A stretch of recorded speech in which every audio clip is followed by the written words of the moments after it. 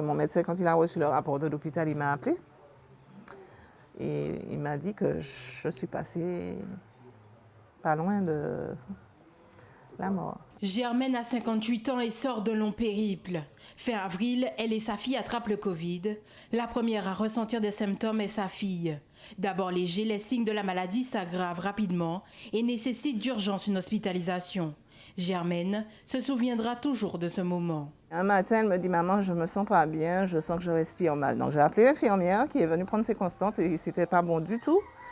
Donc la saturation n'était pas bonne, donc elle a appelé le SAMU et le SAMU a envoyé les pompiers. Ils sont partis avec elle et ils l'ont transférée à Bastéo. C'est dur, c'est vrai qu'on réfléchit. Je me suis dit, mon Dieu, je l'ai, elle est positive et tu vois, on voit sa fille partir, c'est vrai qu'on pense, mais il faut être fort. Je ne pouvais pas l'accompagner, c'est ce qui était le plus dur, c'est ça. Elle n'avait pas quand même tous les poumons atteints, mais elle a eu quand même des traces du coronavirus sur les poumons. Placée sous oxygène, la fille de Germaine met plusieurs jours à se rétablir avant de quitter définitivement l'hôpital. Au même moment, Germaine, jusque-là asymptomatique, se décide de consulter son médecin par précaution. Le cauchemar commence. Il m'a appelée, j'étais assise, j'étais incapable de me lever. Je me suis dit, mais qu'est-ce qui m'arrive? Je ne comprends pas. J'étais bien il n'y a même pas 5 minutes. J'arrive dans le cabinet du médecin pour lui dire que je suis là. Au moment de me recevoir, je suis incapable de me lever. Donc son fils a appelé tout de suite le médecin du SAMU. Il a expliqué ce qui se passait. Le médecin du SAMU n'a pas perdu de temps. Les pompiers, pendant qu'il était en ligne avec le médecin, les pompiers étaient déjà en route pour venir me récupérer. La situation se dégrade rapidement. Conduite aux urgences, Germaine est d'abord placée sous oxygène en service Covid avant de rejoindre le service réanimation. L'épisode le plus douloureux de sa vie. J'ai commencé à sentir que je ne pouvais plus respirer convenablement.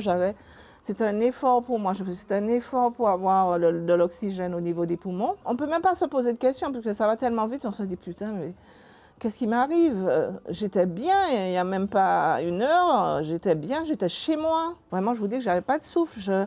Je cherchais l'oxygène.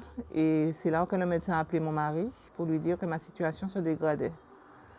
Mais je ne me rendais pas compte puisque j'étais sous oxygène. J'ai eu une chance aussi en arrivant en Réa, c'est que je n'ai pas été intubée.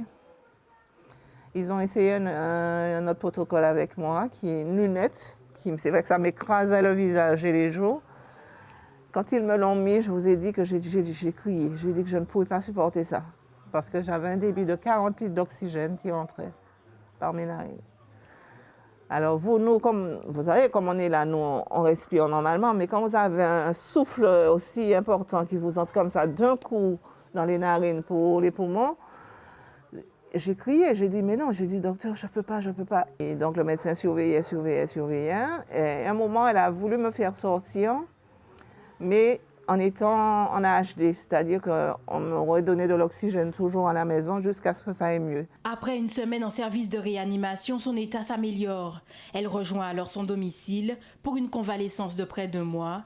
Cet épisode traumatique dont elle ressort vivante a changé à jamais sa vision sur la vie. En Guadeloupe ou en Martinique, on aurait dû montrer, en masquant le visage des gens, montrer qu'il y a des gens qui sont en réa et qui sont intubés, qu'il y a des familles qui souffrent. J'ai une amie qui est décédée la semaine dernière, mais je pense que pour moi, ça a été tellement vite que je n'ai rien compris. C'est dur, ça a été très dur pour moi quand on m'a appris son décès parce que je lui ai parlé au téléphone la veille. Je lui disais ça tout le temps, je lui dis mets ton masque, lave-toi les mains, éloigne-toi des gens, ne sois pas trop près des gens. Alors c'est pourquoi je demande aux Guadeloupéens, à tous ceux qui verront cette vidéo, cette maladie-là, elle ne joue pas. Elle ne joue pas. Moi, j'ai eu une chance. Peut-être que la chance que j'ai eue, c'était pour ça, pour témoigner.